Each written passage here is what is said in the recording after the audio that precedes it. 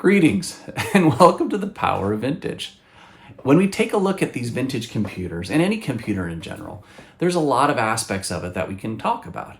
One of the aspects that I think actually doesn't get as much discussion, especially when it comes to vintage computers, is how we interact with them. That being the keyboard in particular.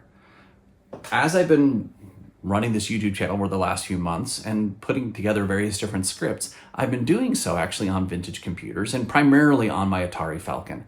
And as I've been typing on it, those of you who are familiar with the Atari ST, the Atari Falcon has a very similar keyboard as the Atari ST. Let's just put it, I've noticed a very distinct difference between that typing experience and a modern typing experience. And what I thought about is just, let's walk through today each of these keyboards and see how they perform. Let's get to it.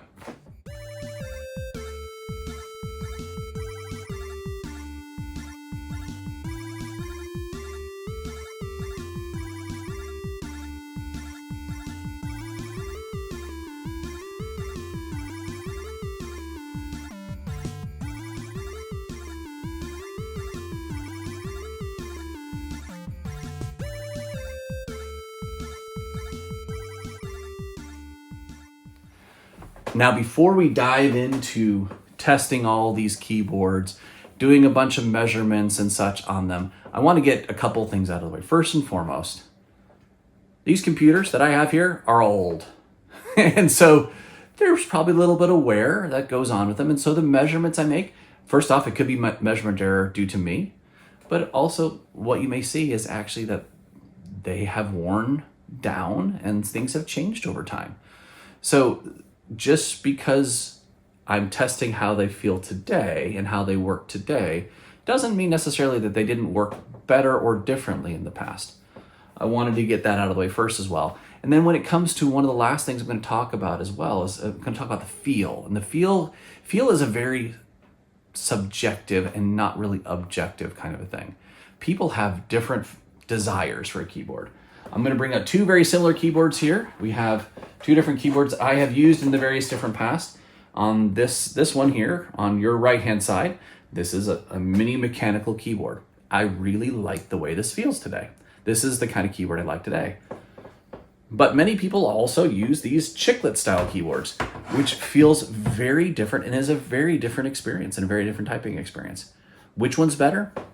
Which one feels better? That's the eye of the beholder as well. I'll tell you what, as I'm going to be using this kind of a keyboard as my reference board of what I like. And so if I'm judging feel, that's going to be how I judge the feel of the keyboards. Now, as we look at these various keyboards, there's a couple of different things. There's 18 keyboards here that we're going to take a look at. We're going to take a look at it from a couple different perspectives. First and foremost, we're going to take a look at it from the keyboard layout. How similar or how different are they from a modern keyboard? And just highlight that. This is not a goodness or badness kind of a thing, but just highlight it. In some instances, maybe it's a badness because of some of the wonkiness of where the keys are placed. But that's number one. Number two is that we're also going to take a look at the key travel of the keyboard. That's the depth at which the maximum travel of key press is. Again, this may vary from what they were new because these are all old, right? They are older keyboards. So we'll do that as second. Third, we're going to talk about just the physical attributes, what kind of activation these keyboards have.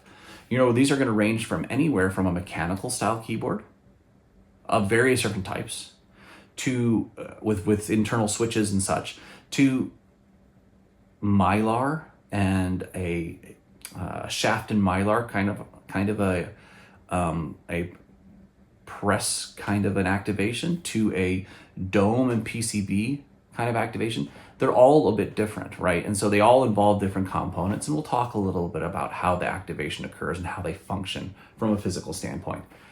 And then we'll talk lastly about feel. And feel is going to be my perspective. I'm just going to, and again, as I mentioned earlier, this is a perspective that I like. This is a feel that I like. And so I'll be comparing that feel, the feel of these keyboards, to the modern keyboard that I like. And If you like that, disagree, that's totally fine as well. Everyone has their own preference with regards to feel. And I will actually end up ranking them based upon that feel and my preference for them. All right, so let's get to it and get blitzed through these 18 keyboards. My objective is to go through them fairly. All right, let's start off with the Commodore 64. As you can see, this is a fairly unique style of layout, but that's very common in the time of the late 70s, early 90s, where there were no real standards that were established as of yet. And so the Commodore 64 built their own. Now, that said, there are a couple of interesting things, at least from my side, that I'm not a big fan of, is the arrow keys that were eventually used to some extent. But in general, it's follows a similar pattern. So if typing on it isn't tremendously different, some of the special keys up at the top are a little bit different, and the special keys over here on the right hand side are a bit different than what you're experiencing on a modern keyboard. Now, what is the depth, the keyboard activation depth? We're just going to say maximum. In this case, it is it was 3.6, but about 3.6 millimeters. And this is actually a shaft and spring with a PCB activation methodology. So you have your keycap followed by a spring that pulls the key back up after it's been pressed, and the keycap slots into a shaft that has a carbon tip at the bottom that activates the PCB, provides a connection between the 2 points on the PCB. From a feel perspective, I like the feel of this Commodore 64 keyboard. From a typing perspective, I think it would actually work okay. The one concern I have, the biggest concern I have, is this gap between the tabletop and the keyboard itself. It's raised pretty high up there. So I would wager that typing on this for a long period of time would not be the best experience. So from a feel perspective, this one's pretty low on the list, largely because of that gap from the base. All right, next keyboard. Here we have the Commodore 64C. And this is something that I initially thought was going to be a bit different, and in some ways it is. All right, you take a look at the layout. The layout is identical pretty much to the Commodore 64, the original Commodore 64 bread bin. Keycaps are a little bit different color, but the overall layout is the same. The one thing that you have here is, let's go with the key travel. Actually, the key travel is again 3.6 millimeters, pretty much identical to the Commodore 64. The design of the mechanism, again, is a keycap spring plunger that's carbon tipped that activates a PCB underneath. All right, so this is basically identical to the Commodore 64 in that manner. So across the board, pretty much identical.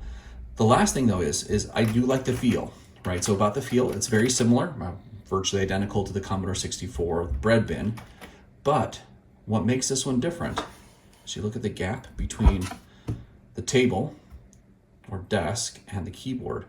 This is lower, it's a little more sloped than what you saw on the Commodore 64, a little more angled. So it provides a bit of a better typing experience. So this is, I would rank this higher. We'll take a look at a total ranking at the very end based on my expectations of feel. All right, Commodore 64C, very similar, basically identical to the Commodore 64, except the typing ergonomics are better. Here we have the Atari 800 keyboard. This keyboard, again, similar to the Commodore 64, is its own unique layout. And the nice thing with, at least with the Atari 800, all the 8-bits, the Atari 8-bit versions, they all follow this format. And versus a modern keyboard, it's similar, it's close, just like the Commodore 64. What this one does have that I think is a little better than the Commodore 64 is the arrow keys are separated. Now, they're a bit wonky. Again, you've got up and down here, left and right down here, so there's some differences and wonkiness there. But in general, I'd say I'd rank this layout a little bit better than Commodore 8-bits. All right, the Commodore 64 in particular. Now, with regards to key travel, maximum key travel, we are at 3.8 millimeters on this guy. The reason why it's going so quickly is because I pre-measured them all, but I want to show you exactly how that works with regards to micrometer. All right, so the next part is what type of mechanism is in this Atari 800 keyboard. The Atari 800 keyboard has a mechanical style switch. It actually has two vertical metal plates that as you depress the key, they come in contact with each other and activate the key press. All right, so it is a mechanical style keyboard, not very similar to what we have today, but it had its own unique style of keyboard. It was not unique. This type of key was actually used in the 1970s and a number of and 80s as well with a number of terminal keyboards. It's a high-tech mechanical key switch. One other thing, and this is back to the layout. If you actually take a look at this, if you took a look at it from parallel to the desk, you would see that the keys are very stepped and has a much more like a typewriter feel. This is again, I think as we were transitioning to computers, many people were still using kind of typewriters as the prototype for how to create a keyboard. All right, the last thing is the feel. I like the feel, but that stair stepping, I'm not a big fan of. I'm not a big fan of old style typewriters as well. If I was, maybe that would feel better to me. And then the last thing is, just like with the Commodore 64, or actually probably even more extreme than Commodore 64, the distance of the keyboard from the desk, this is going to be very wearying. So I would rank this in overall feel. It's probably similar to the Commodore 64, largely because I like the key feel is, I think, better, but it is worse from a typeability standpoint. All right, moving to the next one. We're still in the Atari 8-bit realm. So looking at this Atari 8-bit here, this is 1200 XL. It follows the same layout as what you have with the other Atari 8-bits. There's the difference in the key, the various different ancillary keys. I'm not focusing on that. I'm focusing more on the letters and numerics for typing, right? So for the typing experience. The keyboard is not nearly as stepped as what you saw in the 800. It has a nice kind of a slope associated with it. It's nearer to the table, not as near as the 64C, but much nearer than the 800 XL or 800 and the original 64. The feel is excellent. This is actually a Mylar and pole with a spring. Actually, it's a very similar design to the Commodore 64, except it replaces the PCB with a Mylar, which in my mind is actually a little problematic in large part because those Mylars have issues, especially with the 1200 XL, whereas a PCB is typically fantastic. All right, let's take a look at the key press depth as we activate the G key here. There we go. And we're at a 3.7 millimeter key press. Nice feel there. The last aspect of it is, let's look at the feel, the typing feel. I really like the feel of this 1200 XL. It is an excellent feel. It's close, like I said, it's closer to the table. Of the Atari 8-bits, I would rank this the best, and I put it slightly ahead of the 64C. It has a great feel. The only downside is the Mylar is problematic, so actually this is a less reliable keyboard than what you would have on a 64C. So I'll put this pretty much at parity with the Commodore 64C. All right, let's move to the next one. All right, so this is the Atari 800 XL. It has, again, the Atari 8-bit line layout. It is not stair-stepped at all. It is very sloped, so it's actually a very different layout and the physical parameters than what you saw on the 1200 XL and the Atari 800 as well, as it is just basic, you could call it flat sloped. There's a couple different types of keyboards for the Atari 800 XL. This one specifically is quote-unquote the Type 4 style of keyboard. And this is a membrane spring and pole style. Again, similar to the Commodore 64. as well as the Atari 800 XL as well. Looking at the key travel for the Atari 800 XL, let's take a look at here, measure it. We are at about 3.4 millimeters in this case. Lastly, the feel. This is similar in its closeness to the tabletop as the 1200 XL, as well as 64C. I'm not a big fan. This has got a lot more resistance, and so it feels tougher to type on. It feels new, maybe not broken in, but because of that toughness, I think typing for a long period of time, this would wear you out. So this ranks below the 64C in my mind. Maybe a little bit above the 64, probably parity with the original Breadbin 64. I think the feel of the keys being worse, the distance from the tabletop being a little better than that. So as such, a little better than the 64. All right, moving on to the next one. All right, we have the Atari 130XE. This is the second to last of the 8-bits we'll talk about. Layout, again, identical to the others, except the ancillary keys, which follows a very Atari ST style here. Let's measure the key travel.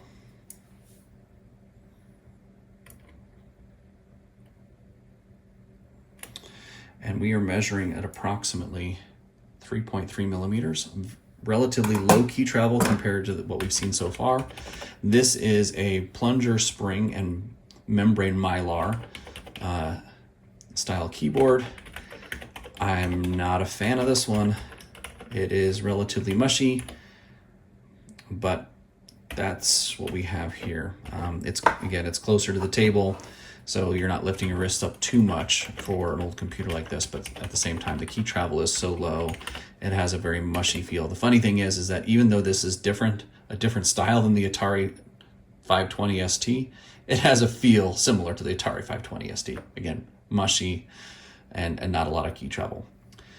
All right, let's get to the next one. This is the last 8-bit that we're going to talk about today. This is the XEGS keyboard.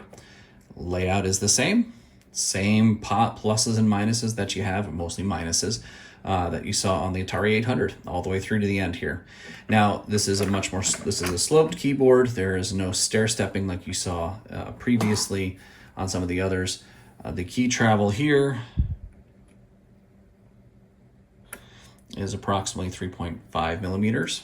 So a little more key travel, but the feel associated with that key travel it's not a good feel for the key travel. Honestly, it's a very dead flesh kind of feel.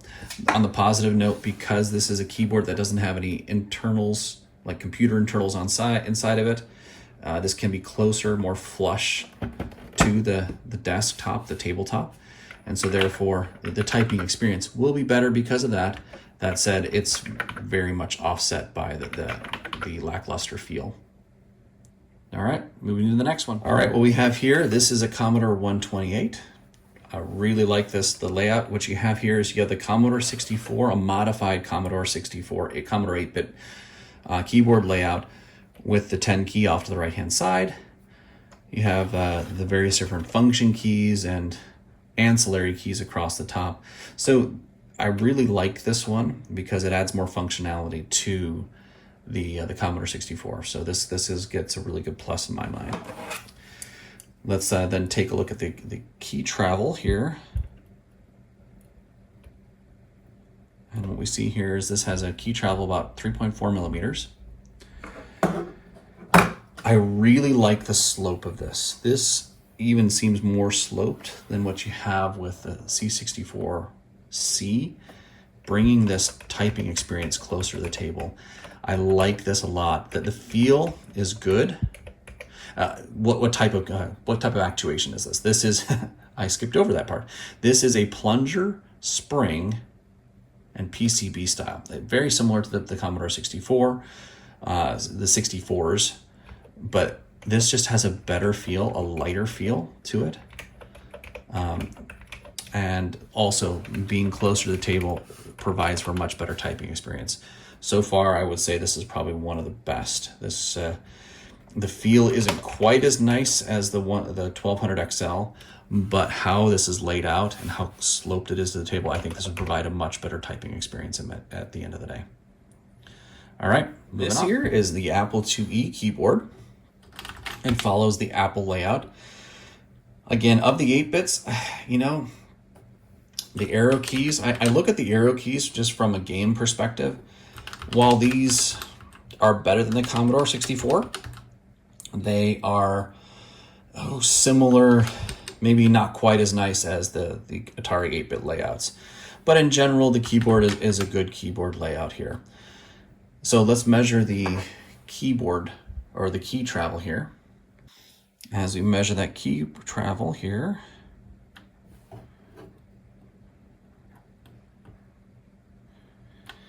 this gets us to a key travel of 3.4 millimeters. These are mechanical SMK switches, so they're mechanical in nature. And then lastly, the feel. Part of this is a bit of a rough computer, so maybe this is just my version of it, but these, even though they're mechanical, they feel only slightly better than the Atari XEGS from a mushiness feel. I'm not the biggest fan of how this feels. And then if you take a look at the gap to the table, this far exceeds the Commodore 64 and is, I think, even a bigger distance than the Atari 800. This would be a painful long-term typing experience from my perception. All right, next we bring out my baby. This is the 520 ST. This keyboard is basically identical for the 520 ST, 1040 ST, the 1040 STEs, as well as the Atari Falcon. So I'm only going to measure this one specifically. This is the layout here. I call this near modern, because if you take a look at the keyboard layout here, it is very similar to what you might find on a modern computer. Not identical, but very similar, very close. Especially considering the 10 keys, the arrow keys, if they were shifted down, they'll be very, very similar. It's not identical, but it's similar. All right, so key travel here, surprisingly, this has a pretty big key travel, 3.7 millimeters. I was surprised because the way it feels, the mushiness of the keyboard, it doesn't feel that good. And it probably has to do with the construction of the actuation. The actuation in the Atari ST, through Atari Falcon keyboards, is a rubber dome and PCB style actuation. So there are no springs in it. The rubber dome is the only thing that provides the upward pressure, and those domes are mushy as all get out. You can actually upgrade the domes and get a higher quality rubber dome. That should make it get a little bit of a better feel. Like there's a TT feel style upgrade that you can put in these. But that said, mushy as all get out. It's closer to the table. I think from a typing experience, I type on this style of keyboard a lot. Not my favorite typing experience, but it is functional. This is on the lower end of the typing experience in my mind. All right, next keyboard. This is a recent acquisition that I have here. Please ignore the yellowness of this, but this is an Amiga 1000 keyboard. And I'm a little biased, but I love this keyboard. I think it's awesome. So from a layout perspective, I would call this not near modern, but transitional. It's closer to a little closer to modern, but it's more transitional than actually near modern in my mind. The layout of the 10 key, and partly this could simply have been due to the fact that they wanted to fit it into the garage underneath the computer itself, so they had to be more creative in the layout. That said, it's a bit different on the layout, but definitely doable. The key travel here, oops, I don't want to damage anything. All right, here, it's around 3.3 millimeters is what it's measuring in at. From the feel of this, I think I mentioned it's Mitsumi mechanical keyboard. That is the actuation associated. I'm not sure if I mentioned it already, but it's Mitsumi mechanical actuation. the feel of the keyboard and the ergonomics. The nice thing is you have underneath, you have legs that you can extend to give it more of a tilt, or you can work with it flat. I just love the feel of this.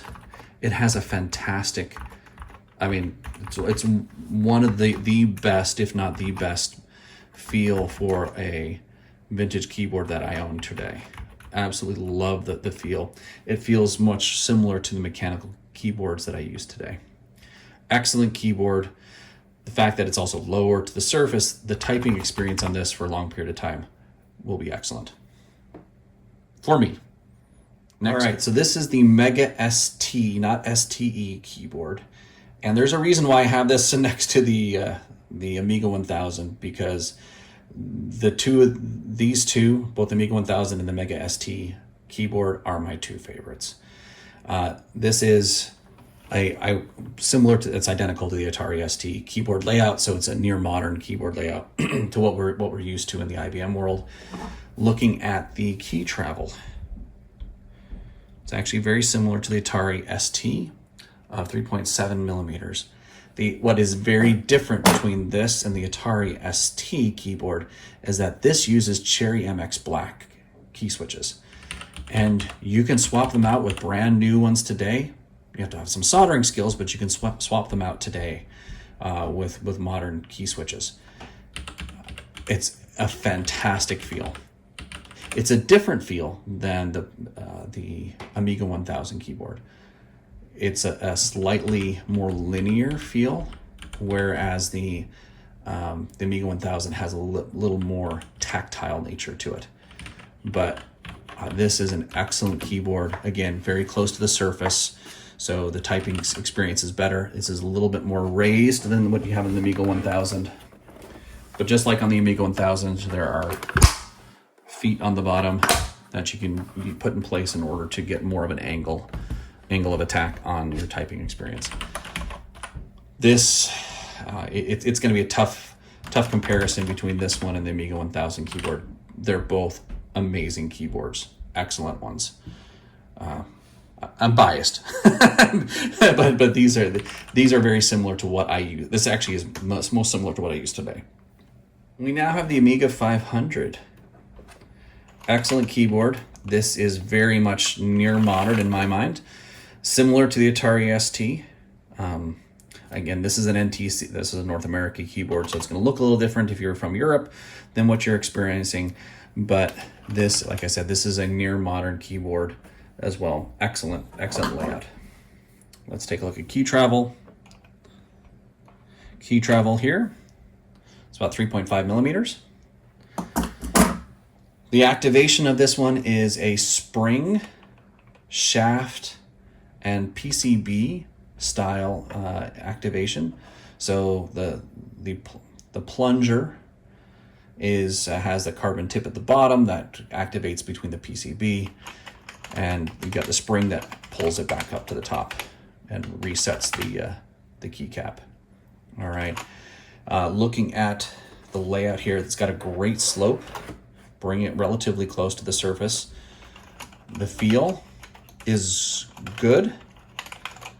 Very similar in many ways to the Commodore 128. But in my mind, I actually like the 128 a little bit better, the feel. And that could simply be the state of the keyboard differences, right? This is maybe older or more worn than the Commodore 128 is, in my case. But it has a great feel. You can get your wrist close to the table and not have to worry about canting it up too much. So excellent keyboard, great one. Let's move on to the next one. All right, let's go for another Apple keyboard. This is the Apple Keyboard 2.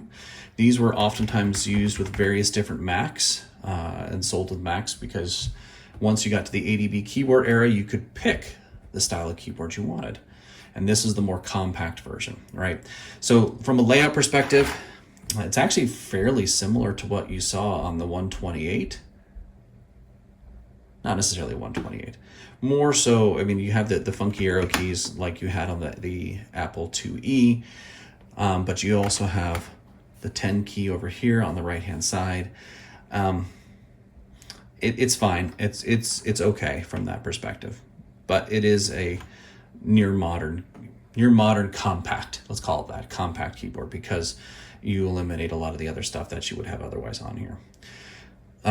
So key travel perspective.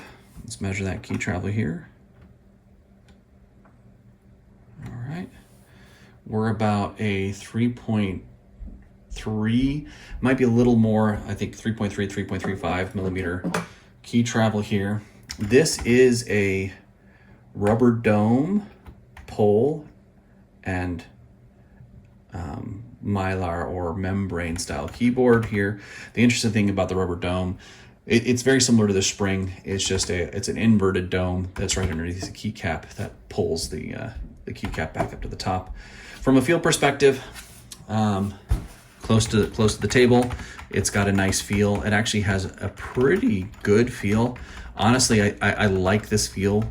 It's a similar structure and layout to what you have in the Amiga 500 and Commodore 128.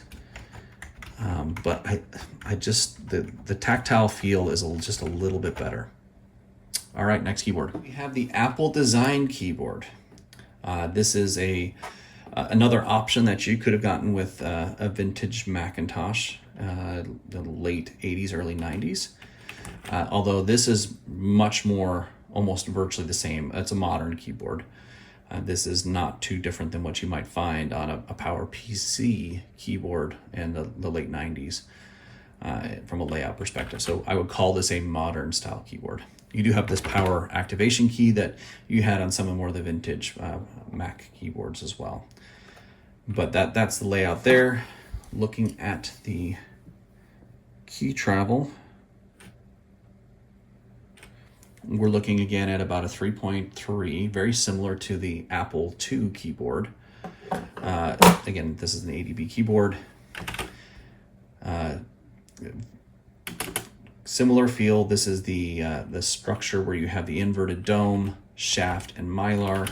This is not a mechanical keyboard, even though I would have expected at this level they might have made a mechanical one. But as for a feel, it's again close to the tabletop, so you don't have to lift up your wrist too much. The feel is actually fairly similar to what I have with the Apple II, and similar in the tactile feel to the Amiga 1000. Similar. The Amiga 1000 is a better feel. I like the feel of the Amiga 1000, but this has a similar feel, tactile feel to that.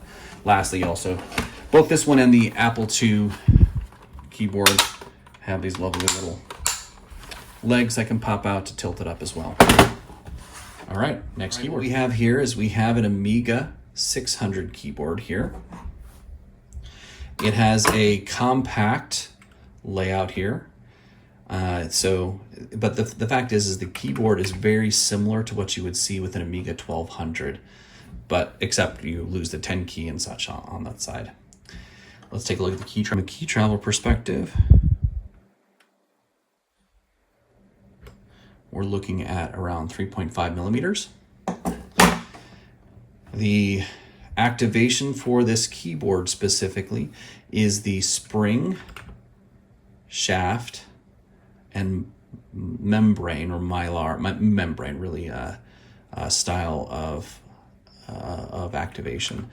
Again, very similar to what we've seen in a number of the other products. Basically, this replaces a mylar for the PCB that you had on the Amiga 500. All right, the slope. Let's talk about the feel. Slope is good. It's near to the table desktop. This feels, I think, a little bit better than what I experienced with the Amiga 500, but a very, very similar feel to what I got with the Amiga 500. It's good, not bad, not great, but good. All right, we have the last of the Amigas here. This is the Amiga 1200. Very similar in layout to what you saw. Actually, it's identical in layout to what you have on the Amiga 500. This is a near modern design. Excellent layout. Really, really like it. Again, very, very easy to use. All right, so let's take a look at the key travel. All right, we're seeing a 3.5 millimeter, pretty much identical to what we have on the Amiga 500, Amiga 600, and now Amiga 1200. So it seems like it's fairly consistent in the key travel that you would see here. The design for the Commodore 1200 is identical to that of the Amiga 600, same activation, with a spring underneath the keycap, a shaft, and then a Mylar activation underneath. Again, it's just an updated version of what you had on the Amiga 500, where you had a PCB instead of the Mylar. The feel,